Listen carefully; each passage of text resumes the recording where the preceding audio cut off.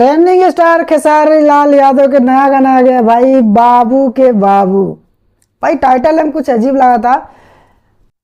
T series हमार channel पे गाना release हो गई बा, काफी गाना पॉपुलर बा, वायरल भी बा। तो भाई खेसारी लाल के चाहने वाले भोजपुरिया फैंस पूरा गाना का सुनो और अच्छा लगता है तो भाई लाइक और शेयर दबा करना।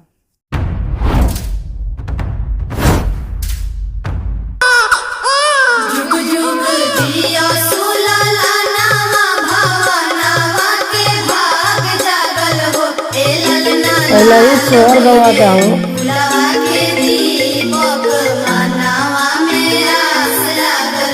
हेलो हेलो, अरे तारा आंगन में सोहर कैसा सुनाता हो?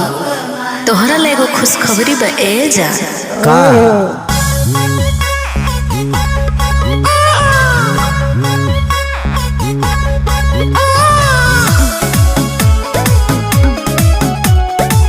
आई अनबिलीवेबल सॉन्ग बा, गाना बहुत वायरल बा।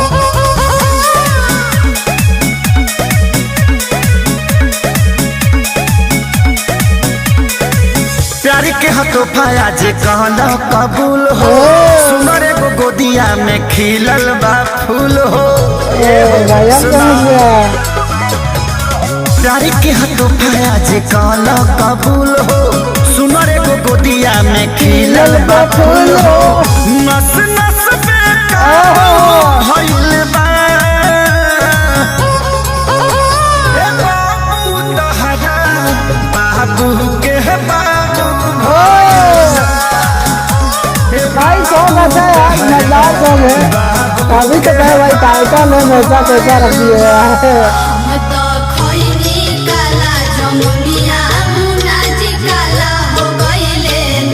क्या मतलब क्या कहे इस गाने को?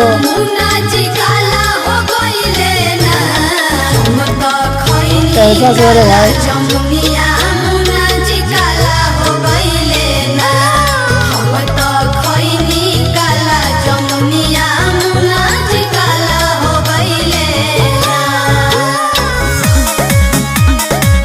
भाई ये गाना बहुत वायरल है यार, 3.5 मिलियन व्यू क्रॉस कर लिया है अभी तक। तोहरे कहमाई बाटे हमरे आचारवा में खुशबानी सोहर होता सैया जी के घरवा। यार तो गाना अच्छा लग रहा है यार। ए सुना मुहवा नकिया धइल बा, आलो छे तोहरे पगइल बा। कौन जादू भइल बा ए बाबू तहरा बाबू के बाबू भइल बा। भाई गाना एकदम मजेदार है यार। 13 नंबर पे ट्रेंडिंग कर रहा है भाई, बहुत ज्यादा पॉपुलर कर रहा है।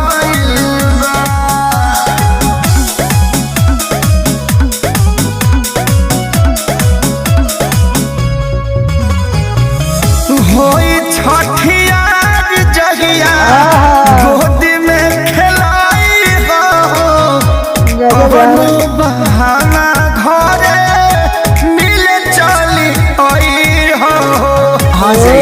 अच्छा लगा यार। खेसारी स्पेशली न भाई के बा, गौरव रॉकी होटल साइड बा, मन पे न काबू भइल बा ए बाबू तहरा बाबू के बाबू भइल बा। भाई जबरदस्त हम लोग पूरा वायरल बा, दबा के शेयर करिए लोग।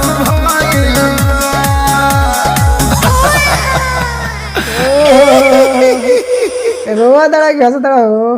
ट्रेंडिंग स्टार के भाई गाना कल आई रहे बाबू के बाबू, और टाइटल नाम सुन के तो ऐसा ना लगल कि भाई गाना इतना पॉपुलर हो सकता, वायरल भी हो सकता। 3.5 मिलियन व्यू पार कर ले 13 नंबर ट्रेंडिंग पे। भाई सोचो कि यार जिस गाने पे अंदाजा नहीं लगा सकते भाई गाना कितना वायरल चल। तो खेसारी लाल के गाना बहुत वायरल बा, 13 नंबर पे ट्रेंडिंग में बा। ज्यादा से ज्यादा शेयर कर लो कि 1 नंबर पे आ जाए।